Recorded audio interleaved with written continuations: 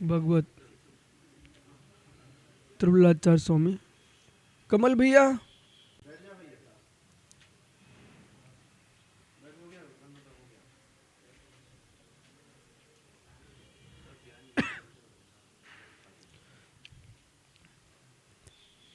महान जैन दिगंबराचार्य त्रिभुलाचार्य स्वामी कुरल काव्य में 67वें परिच्छेद में स्वभाव निर्णय की व्याख्या करते समझा रहे हैं। किसी व्यक्ति की आकृति को देख करके आपको उसके प्रति घृणा नहीं करना चाहिए।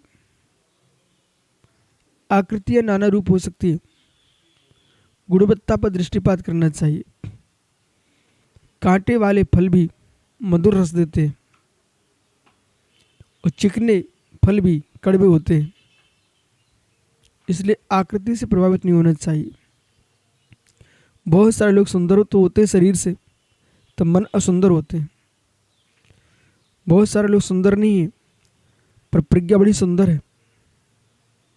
इसलिए सर्वथा आकृति को देख करके गुणवत्ता का निर्णय नहीं होना चाहिए। आकृति आकृति है। चंदन का वृक्ष दूर से देखो तो बमूल जैसा काला दिखता है, लेकिन पास में जाके अंदर छीलोगे, उसे छाल अलग करोगे तो सुगंधित चंदन निकलता है। बेर ऊपर से चिकने लगते हैं, लेकिन बाहर ऊपरी ऊपर है जो कुछ, अंदर ज़्यादा जाओगे तो गुठली निकलती गुठली। नारियल ऊपर कड़ा होता है, भीतर मुलायम होता है।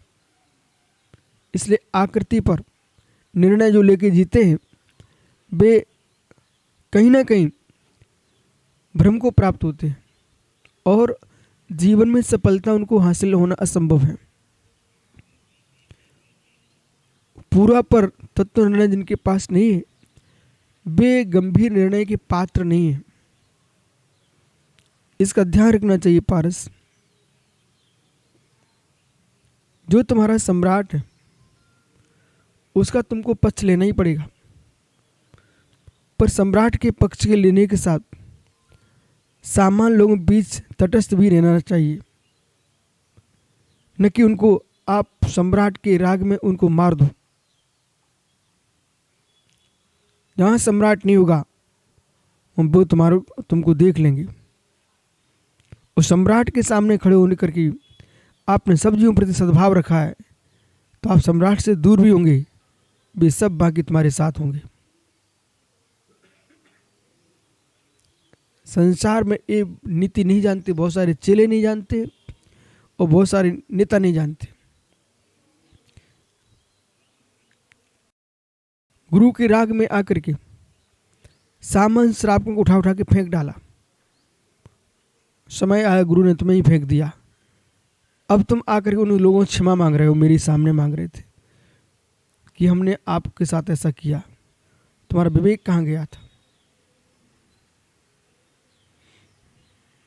अब तुम कहीं के भी दिखाई नहीं दे रहे हो। इसलिए विवेकी लोग जो होते हैं वे शासन प्रशासन तो चलाते हैं, पर इस बात का भी ध्यान रखते हैं हम उसी समाज के बीच के हैं जहाँ सारा जगत रहता है। इस बात को भूल करके जो भूल जाते हैं, तुम त्यागी बने हो, मुनिराज बन गए, ब्रह्मचारी बन गए, पंडित जी बन गए, आप अपने आप को सामान्य जनता से दूर कर लिए हो। इतने दूर मत कर लो समय कि आप नहीं अपने आप को संभाल पाए, लौट के वापस जाना पड़ा, तो विश्वास रखना अब जो सामान्य लोग थे उनकी तो कीमत होगी, उस घर में तुम्हारी बिल्ली के गोबर जैसी भी कीमत नहीं होगी। कम से कम बिल्ली का मल भूत भगाने के काम में तो आता है, आपको तो लोग उसके प्रयोग में भी नहीं लाएंगे। जो त्यागी संयम छोड़ घर पहुंचते हैं वे लोगों को चेहरा देखते हैं कि लोग हमसे भी अच्छे से बात करें। सारी विद्याओं में सब पारंगत हो, सारी विद्याओं में पारंगत हो, चारित्र तुम्हारा समाप्त है तो लोग तुम्हारा चेहरा देखना पसंद नहीं करते। इसलिए यहां पर कह रहे हैं कि आप तुरंत ही भावुक मत हो।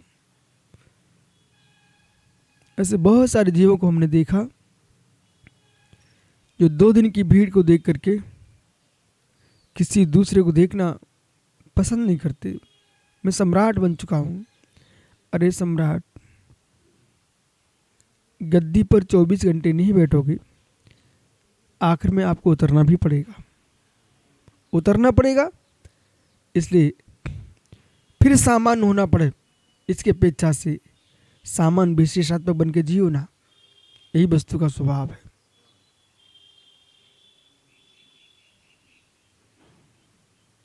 अनुलप्य है कि अभिलप्य है? सर्वथा अनुलप्य ही मानते हैं, अनुलप्य ही मानते हैं। उनसे कहना अभिलप्य भी है। जो सदा अभिलप्य ही मानते हैं उनसे कहना अनुलप्य भी है।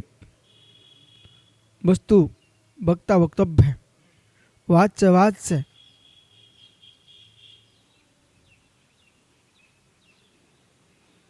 अभी पूर्व में आप पढ़ चुके हो, नाश अहेतुक है, नाश अहेतुक है, उत्पत्ति से हेतुक है, ऐसा शून्यवादियों का मत है। समझ रहे ना? लेकिन उनका मत सत्य नहीं है। जिस दृष्टि से उत्पत्ति होगी उसी से नाश होगा। यदि उत्पत्ति से हेतुक है तो नाश भी से हेतुक है। और हमारा सिद्धांत है उत्पत्ति 6 हेतु, उत्पत्ति का हेतु 6 है। कोई जगत में वस्तु होगी उसका हेतु 6 होगा। कोई भी उत्पत्ति वस्तु होगी जगत में उसका हेतु 6 होगा। बिना 6 की उत्पत्ति होती नहीं है।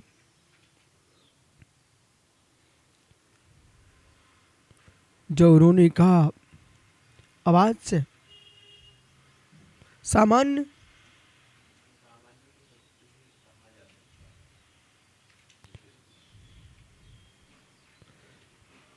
तुम पहले श्लोक निकाल के ला, बाद में मिलते हैं। अब यहां पर कह रहे हैं सद्बुद्ध्या त्वया कार्यम सुकर्तव्य विनिश्चितम तत्सिद्धे पूर्ण शक्ति यस्तावचला चेत सह। सद्बुद्ध्या त्वया कार्यम, अपनी सारी सद्बुद्धि, व्यक्ति को अपने आप में विचार करना चाहिए। इनकी सद्बुद्धि के बारे में हम विचार कर रहे हैं। आप अपने लोग अपने आप को समय कब देंगे? जब शास्त्रों को बंद कर रख दीजिए, सारे क्रियाकरण अनुष्ठान बंद कर दो, फिर अपने आप को समय दो। मेरे अंदर सद्बुद्धि है कि नहीं? सर्वथा नास्ति नास्ति मेरा सोच बन चुका है, मेरी सद्बुद्धि भ्रष्ट हो चुकी है। अथवा सर्वथा अस्ति अस्ति मान चुके तब भी सद्बुद्धि नष्ट हो चुकी है। क्योंकि वस्तु अस्ति अस्ति रूप नहीं है, वस्तु नास्ति नास्ति रूप नहीं है, वस्तु अस्ति नास्ति रूप है। आपके मस्तिष्क में यदि यही जम चुका है, रवि चाहते विश्व मेरे से बड़ा कोई व्यक्ति न चिंतक है, न सोचक है, न चर्यावान है, कुछ भी नहीं है, आप किसी के साथ जी नहीं पाओगे। और कुछ दिन बाद अपने से परेशान होकर के जगत के पैर पड़ोगे, जगत के पैर पड़ोगे, मैं बता देता हूं। और जो व्यक्ति अपने आप को सामान्य विशेष रूप देखता है और सारे विश्व को सामान्य विशेष रूप देखता है, उसके जगत पैर पड़ता है। समीकरण बिठाना सीखना चाहिए, ज्ञान का, दर्शन का, चारित्र का और जीवन का। जिसके पास समीकरण है वही सफल है। उनको बदलना पड़ता है। कल दूसरी सभा में दूसरा बोलेंगे, तीसरी सभा में तीसरा बोलेंगे। मैं सिद्धांतवादी आदमी हूं, जो बोलूंगा एक सा बोलूंगा, एक सा जीऊंगा। तुम्हारे जीवन कितने बदल चुके हैं उन पर विश्वास समाप्त हो जाएगा। लास्ट में जीवन का अंत आते आते तुम कितने बदल चुके, तो फिर तुम्हारे जीवन में प्रश्न खड़ा हो जाएगा। इसके पहले तुम झूठ जीते रहे, आप स्वयं झूठ जिए आप। इसका मतलब ये हुआ ना, अब आपको आगम दिखने लग गए, इसके पहले कि आगम कहाँ गए, प्रश्न ही खड़ा हो जाएगा। बोलो, ये आगम कहाँ है? इसका मतलब पहले तुम्हारे पास ज्ञान नहीं था, वो वैसा पूरी परंपरा करी, पूरी परंपरा ज्ञान थी, तुम्हारे गुरु के गुरु भी अज्ञानी थे, अब तुम ज्ञानी हुए हो, अथवा अब तुम अज्ञानी हो गए, पहले ज्ञानी थे। इन प्रश्नों का समाधान आपको स्वयं करना पड़ेगा, और नहीं कर पाओगे तो जीवन भर, अंतिम श्वास निकलने के बाद, अब जब तक तुम्हारा अस्तित्व लोक में दिखाई देता रहेगा, तब तक प्रश्न समाप्त नहीं होंगे, नहीं हो पाएंगे, नहीं हो पाएंगे। लोग कहेंगे 88 का आदमी अलग था, 79 का अलग था, 90 का अलग था, 2000 का अलग था, 20 का अलग था, 21 का अलग हो गया, 22 का और अलग हो गया। दृष्टि छड़कम पर्याय पर होती बालक, सिद्धांत पर छड़कम नहीं चलता। सामान्य छड़कम नहीं होता है, विशेष छड़क होता है। इसलिए विषय ये है पारस, आज का दिगंबर मुनि मार्ग, श्वेतांबर, परमहंस, हंस जो भी हो, मानवता इनके पास यदि है तो उन्हें मेरे पास बैठना चाहिए, स्पष्ट कह रहा हूं। और बैठ करके सत सामान्य को देख करके, आप मुझे कुछ मत देखो, एक जीव देखो, और जीव देख करके आप बात सुन लो, आपको मालूम चल जाए तुम कितनी भूल में हो। सब भूल में, 100% भूल में हो।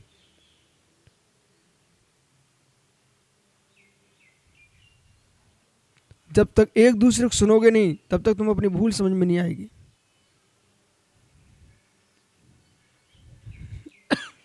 इसलिए निर्णय छाय ज्ञान से करना चाहिए, क्षोसम से जीना चाहिए। नोट कर लो भैया समर्थ सागर जी, नोट करो जल्दी।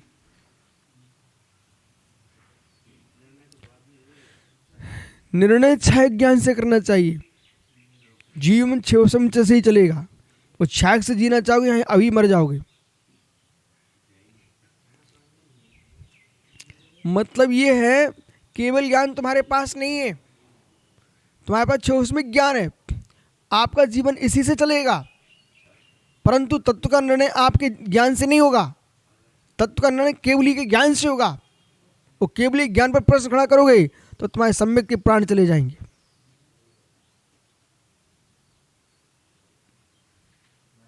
आपका जीवन क्षणिक है, नाश्वर है, सिद्धांत क्षणिक नहीं है। पर्याय नाश्वर है, एक कथन भी सिद्धांत का है। ध्रुव ध्रुव है, एक कथन भी सिद्धांत का है।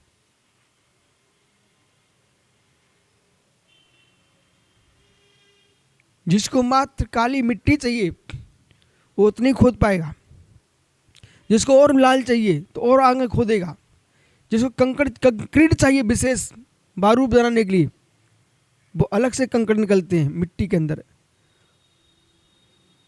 वो वहीं तक है उसकी सीमा, कंकड़ तक। और कुछ चाहिए तो चट्टान निकलेगी, फिर और चाहिए, सब गौण हो गया, सबको अलग करता जाएगा, पानी मिलेगा, शुद्ध पानी। तो सब उपेक्षा, सब उपेक्षा, ऐसा होता है जीवन। यह है जीवन चिंतन का। ऐसे चिंतन है, लाल मिट्टी जैसे, काली मिट्टी जैसे, कंकड़ जैसे, चट्टान जैसे, शुद्ध शीतल पाताल तोड़ पानी जैसा, शुद्ध स्रोत। तो आपको लगेगा कि मैं कितना छोटा जीवन जी रहा था। इसलिए कुरल का पढ़ना चाहिए। सद्बुद्ध्यत कार्यम सत्कारितम विनिश्चितम। तो आपने अपनी सारी बुद्धिमत्ता से, सद्बुद्धि से एक काम करने का विचार कर ही लिया, और जो विचार कर लिया है, आपकी भाषा में कह दीजिए ठान लिया, निर्णय कर ही लिया है, तत्सिद्धि पूर्ण शक्ति। आप अब उसकी सिद्धि में पूर्ण शक्ति लगाना चाहिए। यदि आप डॉक्टर हो, यदि डॉक्टर हो तो आपको अब ये नहीं देखना चाहिए किराने की दुकान पे कैसा पैसा आता है, पागल आदमी है, ये आता है तुम फेल हो जाओगे। नहीं, तो क्या मैं दुकान खोल लूँ अब, इंजीनियर कर लेता तो डॉक्टरी किए, अब तुम सफलता इसमें प्राप्त कीजिए। आप कल्याण कारम को पढ़िए, पूज्यपाद का आयुर्वेद देखिए, उग्रदत्त का आयुर्वेद देखिए, सर्वाधिक आयुर्वेद के आचार्य जैनाचार्य हुए, व्याकरण के आयुर्वेद के सर्वाधिक आचार्य जैनाचार्य हुए। ठीक है, इसलिए अब मित्र जो आयुर्वेद के ग्रंथ उनमें आयुर्वेद, जो धर्म ग्रंथ उनमें आयुर्वेद खोजिए, और प्रकृति में लोगों की भाषा में आयुर्वेद खोजिए, लोगों के बोलने में आयुर्वेद खोजिए। मैं बोल रहा हूँ आयुर्वेद चल रहा है, शब्द दवाई, शब्द औषधि, आप नोट कर लेना। जगत में कोई आयुर्वेद आचार्य नहीं बोल पाया, आप एक नया शब्द प्रयोग करना, पारस शब्द आयुर्वेद। सुना, ये शब्द आयुर्वेद है। दवाइयाँ खिलाई जाती हैं, पिलाई जाती हैं, लगाई जाती हैं, शब्द बोल करके आदमी को स्वस्थ किया जाता है, ये शब्द आयुर्वेद है, ये शब्द आयुर्वेद है। आज नया शब्द मैं आपको दे रहा हूं। कितने पागल लोग यहाँ ठीक हो जाते हैं, ये शब्द आयुर्वेद। आप आंग्ल भाषा के शब्दों का प्रयोग करके आप सब चले गए, वो आपको लगा कि ये वहाँ की वस्तु है।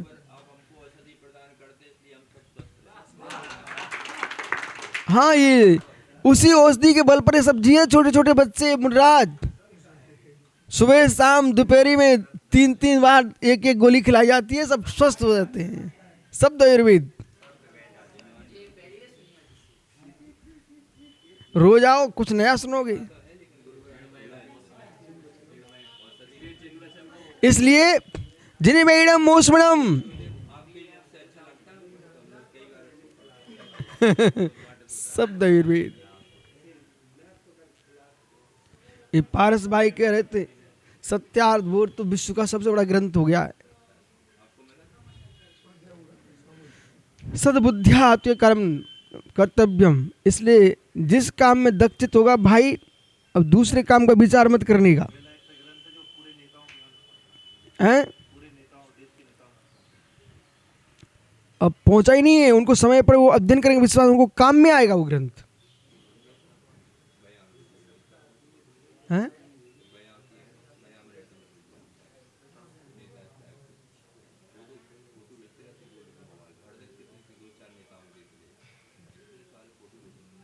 हाँ,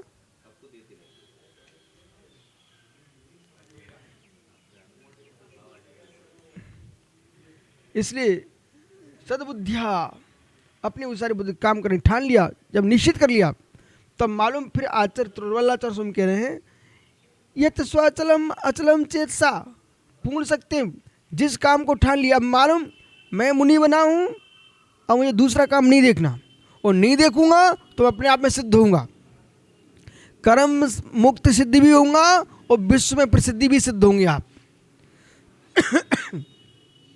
लोक सिद्धि परमार्थ सिद्धि दोनों सिद्धियां हासिल करेगा जो अपने काम में तत्चित रहेगा। छोटे छोटे सामान्य काम करने वाले पद्म श्री प्राप्त कर रहे हैं क्योंकि एक ही काम में लगे रहे वो।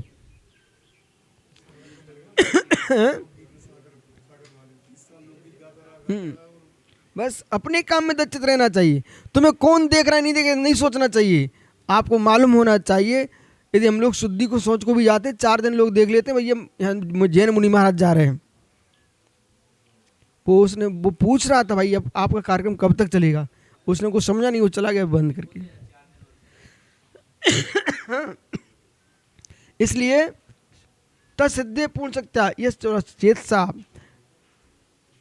अपने कार्य में कभी डगमग नहीं होना चाहिए, लक्ष्य को शक्ति से प्राप्त करने प्रयास करना चाहिए। अचल चेतसा, अचल चेतसा मतलब अचलित मन से अपने लक्ष्य को पूर्ण करना चाहिए। अचल चेतसा शब्द का प्रयोग किया आचार्य महाराज ने। अचल चेतसा जो अपने चित्तकार में दच्चित रहेगा। जैसे भैया आ गए, घड़ी बेची होगी, ठीक है ना, तो घड़ी बेची घड़ी वाला हो गया। अब व्यापार बदलते उनकी पहचान नहीं हो पाती ना, क्यों साइकिल। ओहो, अचल चेतसा, अचल चेतसा। इसलिए एक काम में जो प्रसिद्धि हो गई वो इसलिए ऐसा सोचना जीवन में कि फिसलना मत। एक बार तुम्हारी लकीर तो पड़ जाए फिर दुनिया उसी में चलेगी, और आप लकीरों में चले तो फिर नहीं बना पाओगे। पर की लकीरों में मत चलिए, अपनी लकीर बनाइए। नमो रेंता नमोस्ता नमो रेणु सौ साहोड़म।